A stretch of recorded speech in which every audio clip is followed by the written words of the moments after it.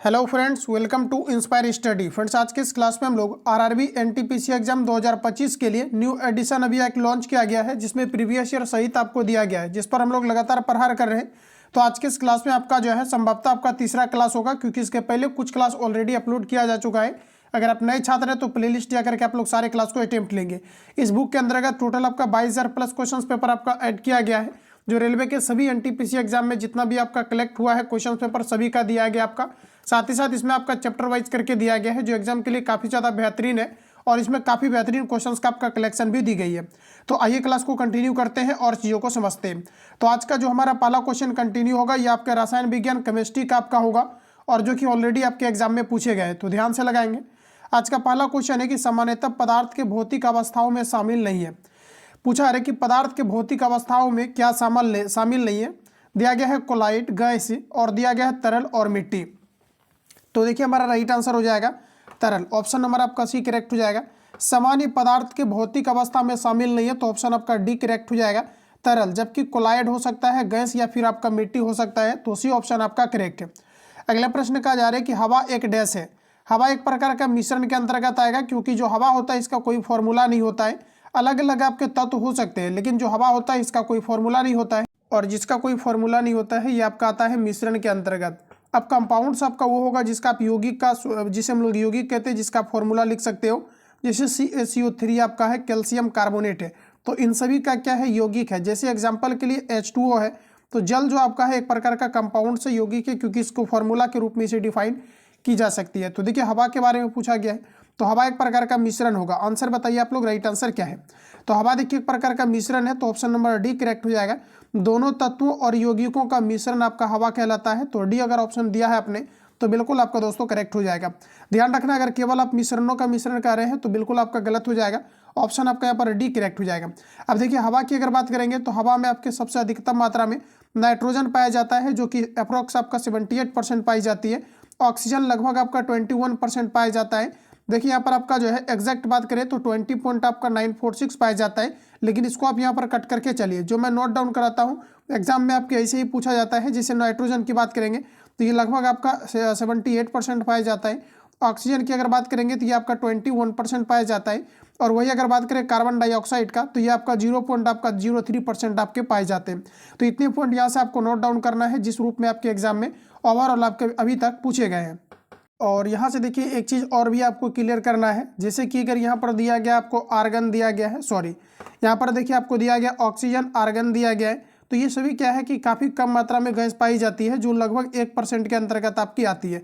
Methane की अगर बात करें तो मीथेन को मार्स गैस भी कहा जाता है, जिसका फॉर्मूला CH4 होता है, और संतृप्त हाइड्रोकार्बन का पहला उदाहरण आपका मीथेन होता है। तो ये सभी पॉइंट आपको यहाँ पर याद रखनी है।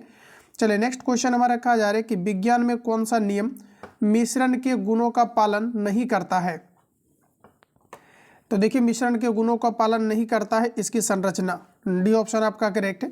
और देखिए बड़ा ही एक इम्पोर्टेंट आपका क्वेश्चन है, कई बार पूछा जाता है कि कौन सा गैस है जो वायुमंडल में नहीं पाया जाता है, तो ये आपका हो जाएगा आर्गन। आर्गन एक प्रकार का ओकीरी गैस है, और टोटल संख्या आर्गन की 6 होती है, जैसे आपका helium, neon, argon, krypton, xenon, radon होता है। आवर्त सारणी के 18वें समूह के अंतर्गत सभी ओकीरी गैस को रखा गया है, जिसे नोबल गैस भी कही जाती है। तो आर्गन एकमात्र गैस है जो वायुमंडल में नहीं पाया जाता है। ज्वालामुखी के फटने के कारण से आर्गन गैस की उत्पत्ति होती है। चलिए अगला प्रश्न की ओर चलते हैं। अगला क्वेश्चन है कि जब दो तरल पदार्थ एक दूसरे में घुलते नहीं हैं और सॉल्यूशन नहीं बनाते हैं, तो उसे क्या कहा जाता है। ग्रुप डी के लिए एक लेटेस्ट भी एक एडिशन आया है, जिसको कि मैंने कवर कराया है, वहाँ पर भी ये सभी क्वेश्चन आपका जो है देखने को मिला है। तो देखिए कहा जा रहा है कि जब दो पदार्थ एक दूसरे में घुलते नहीं है और सॉल्यूशन नहीं बनाते हैं, तो उसे क्या कहा जाता है। तो दोस्तों इसे कहा जाता है आपका अमिश्रणीय पदार्थ कहा जाता है। ऑप्शन नंबर आपका सी करेक्ट है। चलिए अगला क्वेश्चन देखिए, नेक्स्ट हमारा कहा जा रहा है कि शक्कर के घोल में शक्कर एक डैश है।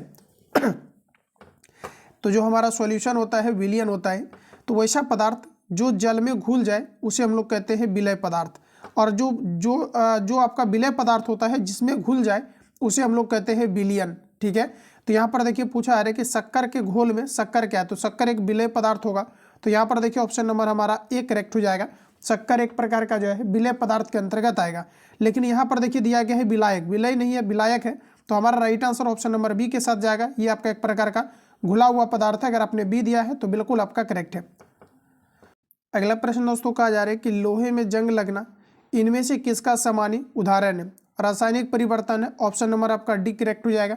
वैसा परिवर्तन जिसमें पदार्थ को पूर्व अवस्था में नहीं लाया जा सकता है उसे रासायनिक परिवर्तन कहते हैं, और जिसमें पदार्थ को पूर्व अवस्था में लाया जा सकता है परिवर्तन के बाद इसे भौतिक परिवर्तन कहते हैं। तो डी ऑप्शन आपका यहाँ पर करेक्ट हो जाएगा। अगला प्रश्न देखिए, नेक्स्ट पूछा है कि इनमें से कौन सा रासायनिक परिवर्तन का एक उदाहरण है। ऊर्ध्वपातन, क्रिस्टलीकरण, निष्क्रियकरण और दिया गया है आसवन। तो देखिए काफी कंफ्यूजन वाला क्वेश्चन है, ऑप्शन नंबर आपका सी करेक्ट हो जाएगा। ये आपका हो जाएगा निष्क्रियकरण, निष्क्रियकरण हो जाएगा। ऊर्ध्वपातन, जब कोई पदार्थ बिना द्रव अवस्था में गए सीधे ठोस अवस्था में परिवर्तित हो जाता है।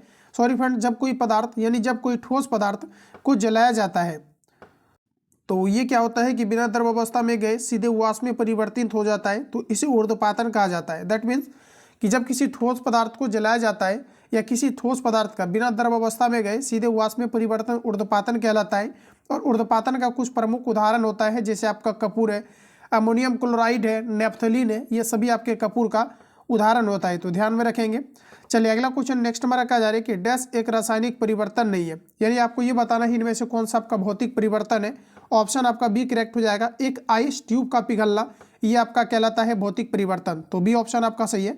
अगला प्रश्न की ओर चलेंगे। अगला क्वेश्चन पूछा है कि उस प्रक्रिया का नाम क्या है जिसमें गैस सीधे ही ठोस अवस्था में परिवर्तित हो जाता है। बताइए उस प्रक्रिया का नाम क्या है जिसमें कि पूछा जा रहा है कि जिसमें गैस सीधे ही ठोस अवस्था में परिवर्तित हो जाता है। गैस है, ठोस की अवस्था में परिवर्तित हो गया है, तो इसे कहा जाता है डिपोजिशन। ऑप्शन नंबर आपका बी करेक्ट है। चलिए अगला क्वेश्चन की ओर चलेंगे। नेक्स्ट क्वेश्चन पूछा है कि द्रव्यमान के आधार पर अमोनिया में नाइट्रोजन और हाइड्रोजन का निश्चित स्थिर अनुपात ज्ञात करें। आइए देखते हैं। तो पूछा है अमोनिया में, अमोनिया का फॉर्मूला होता है NH3। अब इसमें बताना है कि जो हाइड्रोजन और आपका नाइट्रोजन है इसका रेशियो क्या है, लेकिन क्वेश्चन में उल्टा पूछा है, नाइट्रोजन और हाइड्रोजन का रेशियो पूछा गया है। निकालिए इसका और आंसर कीजिए आप सभी लोग, करेक्ट आंसर आपका क्या होगा। तो देखिए आपको पूछा क्या है, तो पहले आपको नाइट्रोजन का निकालना है, तो नाइट्रोजन का 7 दूना आपका 14 हो जाएगा। हाइड्रोजन का यहाँ पर दोस्तों आपको निकालना है, हाइड्रोजन का आपका सिंपल सा आपका 3 आ जाएगा। तो आंसर बताइए आप लोग, राइट आंसर आपका क्या है। तो देखिए ऑप्शन नंबर आपका बी करेक्ट हो जाएगा। ये आपके 14:2 आपका 3 के अंतर्गत आएगा। अगला प्रश्न हमारा नेक्स्ट का जा रहा है कि पदार्थ की प्रकृति से संबंधित मूलभूत सिद्धांत किसने प्रतिपादित किया था। तो ये प्रतिपादित किया गया था जॉन डाल्टन के according. Option number B correct है। जॉन डाल्टन के अकॉर्डिंग परमाणु अविभाज्य, लेकिन रदरफोर्ड के अकॉर्डिंग परमाणु विभाज्य। बी ऑप्शन आपका सही है। अगला प्रश्न में हमारा पूछा है कि उस ब्रिटिश रसायनज्ञ का नाम बताएं जिसने द्रव्यमान संरक्षण एवं स्थिर अनुपात के सिद्धांत के विषय में अपना परमाणु सिद्धांत 808 में प्रस्तुत किया, जो कि पदार्थ के अध्ययन में निर्णायक सिद्ध हुआ। तो देखिए हमारा करेक्ट आंसर हो जाएगा, ये आपका जॉन डाल्टन है। डी ऑप्शन आपका करेक्ट है। देखिए जॉन डाल्टन को परमाणु सिद्धांत का जनक माना जाता है। वो प्रसिद्ध ब्रिटिश रसायनज्ञ थे जो 808 में जो है जॉन डाल्टन ने इस परमाणु सिद्धांत को प्रस्तुत किया था। अगला प्रश्न देखिए नेक्स्ट हमारा पूछा जा रहा है। अगला प्रश्न में कहा जा रहा है कि धातुओं के पतली तार के रूप में ढलने की विशेषता क्या कहलाती है। तो इसे कहा जाता है औघात वर्धन्यता। ऑप्शन नंबर आपका डी करेक्ट हो जाएगा। अगला प्रश्न हमारा नेक्स्ट पूछा है कि जिन तत्वों में धातुओं और अधातुओं के बीच मध्यवर्ती गुण होते हैं उन्हें उपधातु या मेटालाइट कहा जाता है। निम्नलिखित में से किसे उपधातु मेटालाइट के रूप में जाना जाता है। देखिए उपधातु की अगर दोस्तों बात करेंगे तो वैसा आपके जो है आपका वैसा आपका तत्व जिसके बाह्यतम कक्षा में 4 इलेक्ट्रॉन्स होते हैं, ये उपधातु के अंतर्गत आते हैं। उपधातु की अगर बात करेंगे तो ये आपका जर्मेनियम करेक्ट आंसर होगा। इसके अलावा सिलिकॉन भी आपका है जो अर्धचालक के अंतर्गत आपके आते हैं, तो डी ऑप्शन आपका करेक्ट है। अगला प्रश्न हमारा नेक्स्ट पूछा है कि निम्नलिखित में से किसका उपयोग सर्वाधिक आमतौर पर सौर सेलों में अर्धचालक के रूप में किया जाता है। तो सौर सेल में जो प्रयोग किया जाता है अर्धचालक का किया जाता है, जिसका नाम जर्मेनियम और आपका सिलिकॉन है। तो जर्मेनियम और आपका सिलिकॉन करेक्ट आंसर होगा। आंसर लगाइए आप लोग, एग्जैक्ट आंसर क्या है। ऑप्शन नंबर आपका बी करेक्ट हो जाएगा। जर्मेनियम और यहाँ पर आपको दिया गया है आर्सेनिक दिया गया है, तो आर्सेनिक भी आपका करेक्ट आंसर हो जाएगा, क्योंकि आर्सेनिक भी आपका क्या है, तो आर्सेनिक जो आपका है ये भी एक प्रकार का अर्धचालक के अंतर्गत आते हैं, तो बी ऑप्शन आपका यहाँ पर करेक्ट हो जाएगा। अगला क्वेश्चन देखिए नेक्स्ट का आ जा रहा है कि निम्नलिखित में से कौन सा एक उपधातु है। तो सिलिकॉन ऑप्शन नंबर हमारा डी करेक्ट है, जिसका परमाणु क्रमांक 14 होता है। 14 का कॉन्फ़िगरेशन 2, 8 फिर आपका 4 हो जाएगा। 22वीं कक्षा में 4 है तो ये आपके अर्धचालक के अंतर्गत आएगा। शीशा का सिंबल फ्रेंड्स आपका जो है पीबी होता है, जिसे लेड कहा जाता है। सोना जो कि 24 कैरेट का होता है। अगला अगर बात करें हम लोग ब्रोमीन का, तो ये एकमात्र आपका अधातु है जो कि द्रव अवस्था में पाई जाती है। फ्रेंड्स यहाँ से याद रखना कि जो आपके 1 ग्राम सोना होता है, इससे लगभग आपका 2 किलोमीटर तक वायर बनाया जा सकता है। तो ये सभी पॉइंट आपको यहाँ पर याद रखने हैं। अगला क्वेश्चन हमारा नेक्स्ट पूछा है कि डैश को वैद्युत ऋणात्मक तत्वों के रूप में जाना जाता है क्योंकि वे इलेक्ट्रॉन ग्रहण करके ऋण आवेशित आयन बनाते हैं। ऋण आवेशित आयन बनाते हैं तो हमारा सही आंसर हो जाएगा अधातु। ऑप्शन नंबर सी आपका करेक्ट हो जाएगा। अगला प्रश्न देखिए नेक्स्ट हमारा पूछा है कि अधातुओं के गुणधर्मों के बारे में निम्नलिखित में से कौन सा विकल्प सामान्यतः सत्य नहीं है। अधातु के बारे में इनमें से कौन सा आपका गलत दिया गया है। तो देखते ही आंसर आप हिट कर दिए होंगे चालक, क्योंकि जो अधातु होता है इसमें चालक की प्रवृत्ति नहीं पाई जाती है। तो आपका पहला ऑप्शन आपका करेक्ट हो जाएगा। चलिए अगला क्वेश्चन हमारा नेक्स्ट है। अगला क्वेश्चन देखिए नेक्स्ट हमारा कहा जा रहा है कि निम्नलिखित विकल्पों में से कौन सा उपधातुओं को गुणधर्म है। उपधातु का गुणधर्म क्या है, लगाइए आंसर। तो उपधातु जो होता है ये आपके अर्धचालक होता है। ऑप्शन यहाँ से हमारा सी आपका करेक्ट हो जाएगा। अगला क्वेश्चन है कि जल में शोधन में कौन सी प्रक्रिया का प्रयोग किया जाता है। जल संशोधन में प्रयोग किया जाता है विपरीत परासरण। ऑप्शन नंबर बी आपका करेक्ट हो जाएगा। नेक्स्ट क्वेश्चन है कि इनमें से किसे जल को शुद्ध बनाने हेतु प्रयोग में लाया जाता है। जल को शुद्ध बनाने के लिए इसमें आपका प्रयोग किया जाता है रिवर्स परासरण का। ऑप्शन नंबर अगर आपने यहाँ पर सी दिया है तो बिल्कुल आपका करेक्ट हो जाएगा। यही सब देखिए क्वेश्चंस का लेवल आपका है। पूछा जा रहा है कि इनमें से किसे जल को शुद्ध बनाने हेतु प्रयोग में लाया जाता है। तो ऑप्शन नंबर आपका सी करेक्ट हो जाएगा, जिसे हम लोग रिवर्स परासरण कहते हैं। अगला प्रश्न दोस्तों कहा जा रहा है कि जो है आपका जो है विलवनीकरण, ठीक है, जिसे हम लोग कहते हैं डिस्टिलेशन, क्या है ये आपको पर बताना है। देखिए डिस्टिलेशन की अगर यहाँ पर बात करें तो ऑप्शन आपका यहाँ पर बी करेक्ट हो जाएगा। यह एक ऐसी प्रक्रिया है जिसमें नमकीन पानी से खनिज पदार्थ को अलग किया जाता है, इसे डिस्टिलेशन कहा जाता है। तो बी ऑप्शन आपका यहाँ पर करेक्ट है। अगला प्रश्न हमारा नेक्स्ट देखिए पूछा जा रहा है कि पानी से हाइड्रोजन को अलग करने की प्रक्रिया को क्या कहा जाता है। H2O से H को जो है अलग करने की प्रक्रिया को क्या कहा जाता है। तो इसे कहा जाता है विद्युत विघटन। ऑप्शन नंबर ए करेक्ट है। समुद्र के पानी से जो है पूछा जा रहा है कि डिस्टिलेशन के लिए इस्तेमाल किए जाने वाले तकनीक में से एक है। समुद्र के पानी को जब डिस्टिलेशन किया जाता है, जब शुद्ध वाटर के रूप में उसे बनाया जाता है, तो इसमें आसवन का प्रयोग किया जाता है। आसवन कहने का मतलब है कि ये किसी प्रकार का एक सामग्री है, इसमें समुद्र के पानी को लिया जाए और नीचे से उष्मा दिया जाए और फिर इसे किसी पाइप के सहारे अगर किसी दूसरे एक को जो है सामग्री में लाया जाता है, तो ऐसे केस में हम लोग इसे कहते हैं आसवन की क्रिया। ऑप्शन नंबर बी आपका यहाँ पर करेक्ट हो जाएगा। अगला प्रश्न है कि NaCl सोडियम क्लोराइड और अमोनियम क्लोराइड के मिश्रण को पृथक करने के लिए निम्नलिखित में से किस विधि का प्रयोग किया जाता है। तो देखिए दोस्तों, जो आपके अमोनियम क्लोराइड होता है ये ऊर्ध्वपातन के गुण को प्रदर्शित करता है। जब इसे जलाया जाता है तो ये बिना द्रवावस्था में गए सीधे ठोस के रूप में परिवर्तित हो जाती है। तो वैसे केस में ऊर्ध्वपातन के गुण को प्रदर्शित किया जा सकता है। ऑप्शन नंबर आपका बी करेक्ट हो जाएगा। अगला क्वेश्चन हमारा कहा जा रहा है कि तरल अवस्था से गैसीय अवस्था में रूपांतरण को क्या कहा जाता है। तरल अवस्था से गैसीय अवस्था में रूपांतरण को क्या कहा जाता है, इसे कहा जाता है वाष्पीकरण। तो सी ऑप्शन आपका करेक्ट हो जाएगा। अगला प्रश्न हमारा पूछा है कि मध्यवर्ती तरल अवस्था से गुजरे बिना एक पदार्थ का ठोस अवस्था से गैस अवस्था में परिवर्तन होता है। बताइए आप लोग राइट आंसर क्या है इसका। देखिए completely revision PDF answer hit करके आपको दे दिया गया है। अगर आप नए छात्र हैं, इस नंबर पे कॉल या SMS करके आप इंक्वायरी ले सकते हो पेड ग्रुप के लिए, या तो फिर फ्रेंड्स आप जो है वीडियो के डिस्क्रिप्शन बॉक्स में टेलीग्राम का लिंक डाला गया है, तो टेलीग्राम से भी ज्वाइन करके आप बेहतर इंप्रूवमेंट कर सकते हो। टेस्ट ग्रुप के अंतर्गत क्या है कि उसमें कंप्लीटली आपको टेस्ट मिल जाता है, प्लस अलग अलग संस्थान का क्लास नोट्स मिल जाता है, selective question plus A to Z आपको बुक प्रोवाइड की जाती है।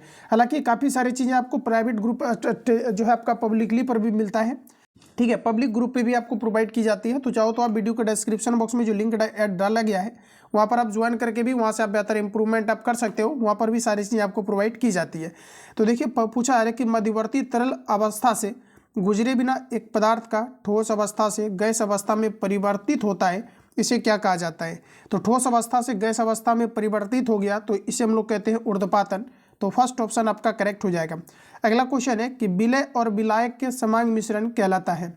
विलय और विलायक के समांग मिश्रण को कहा जाता है, इसे कहा जाता है विलयन। ऑप्शन नंबर बी हमारा सही है। नेक्स्ट क्वेश्चन की ओर चलेंगे। निम्न में से कौन सा कार्बन का अपरूप नहीं है?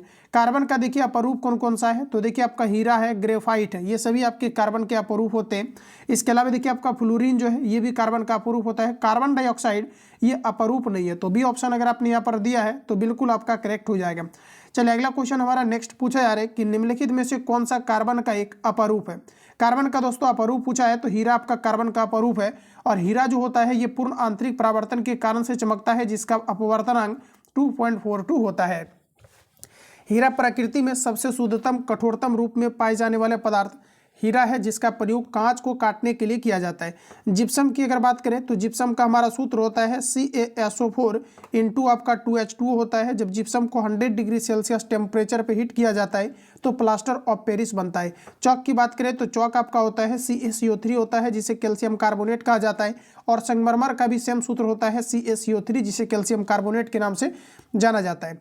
चलिए अगला प्रश्न हमारा पूछा है कि किसी तत्व का परमाणु भार ज्ञात करने के लिए निम्नलिखित में से किसके साथ उस तत्व के परमाणु भार की तुलना की जाती है? जब भी किसी तत्व का परमाणु भार निकाला जाता है तो उसमें 2 से आपको मल्टीप्लाई करना रहता है। बशर्ते कंडीशन ये है कि अगर परमाणु क्रमांक विषम संख्या है तो 2 से मल्टीप्लाई करके आपको एक को ऐड करना है। हालांकि ये कंडीशन हर जगह लागू नहीं हो पाता है, क्योंकि काफ़ी सारे ऐसे जो है एब्सेक्शन के रूप में है जहाँ पर कि थोड़ा बहुत डिफरेंस हो जाता है, लेकिन मैक्सिमम केस में आप ऐसे फाइंड कर सकते हो। तो यहाँ पर देखिए ऑप्शन नंबर आपका यहाँ पर सी आपका करेक्ट हो जाएगा। किसी तत्व का परमाणु भार ज्ञात करने के लिए निम्नलिखित में से किसके साथ उस तत्व के परमाणु भार की तुलना की जाती है? तो ऑप्शन नंबर आपका सी करेक्ट हो जाएगा, हाइड्रोजन। चलिए नेक्स्ट क्वेश्चन। और देखिए यहाँ से क्वेश्चन अभी आपका तुरंत पूछा गया है, आपका टेक्नीशियन जो पेपर कंडक्ट हुआ है कि हाइड्रोजन का टोटल कितने समस्थानिक होते हैं? तो ये आपका टोटल 3 समस्थानिक होते हैं, जिसमें कि दोस्तों आपका प्रोटियम, ड्यूटेरियम और आपका टाइटेरियम होता है। तो ये सभी पॉइंट आपको यहाँ से याद रखना है। चलिए अगला क्वेश्चन देखिए नेक्स्ट हमारा पूछा जा रहा है कि डैश विद्युतीय तटस्थ और कमजोर सूक्ष्माणु पर जो है परस्पर प्रभाव डालता है? तो देखिए हमारा राइट आंसर हो जाएगा न्यूट्रॉन्स। ऑप्शन नंबर ए आपका करेक्ट है। अगला क्वेश्चन कहा जा रहा है कि इलेक्ट्रॉन के समतुल्य प्रतिद्रव्य कणों को डैश कहा जाता है? ये सभी क्वेश्चन मैंने नोट्स में कवर कराया है। ऑप्शन आपका डी करेक्ट हो जाएगा, इसे पॉजिट्रॉन कहा जाता है। अगला क्वेश्चन कहा जा रहा है कि एक इलेक्ट्रॉन क्या है? बताइए सही आंसर आपका क्या है? एक इलेक्ट्रॉन क्या है ये पूछा है। तो देखिए नेट आवेश के साथ एक उप परमाणविक कण जो ऋणात्मक होता है, ये आपका एक इलेक्ट्रॉन्स कहलाता है। ऑप्शन नंबर सी करेक्ट है। अगर आपको ये पूछा जाता है एक इलेक्ट्रॉन्स का वैल्यू कितना होता है, तो 1.6 इंटू 10⁻⁻ आपके -19 कूलम के इक्वल होता है। जबकि प्रोटॉन की बात करें तो ये आपका पॉजिटिव और इलेक्ट्रॉन की बात करें तो ये आपका निगेटिव में होता है। अगला प्रश्न देखिए नेक्स्ट हमारा पूछा है कि जो आपका मतलब जेम्स चैडविक है आपका, ने किस उप परमाणवीय कण की खोज किया था? जेम्स चैडविक ने किसका खोज किया था? तो जेम्स चैडविक ने खोज किया था न्यूट्रॉन का। डी ऑप्शन आपका यहाँ पर करेक्ट हो जाएगा। अगला प्रश्न पूछा है कि किस ब्रिटिश भौतिक विज्ञानी को इलेक्ट्रॉनों की खोज से संबंधित उसके कार्य के लिए 1906 में भौतिक के नोबेल पुरस्कार से सम्मानित किया गया था? तो बताइए आप लोग राइट आंसर क्या है?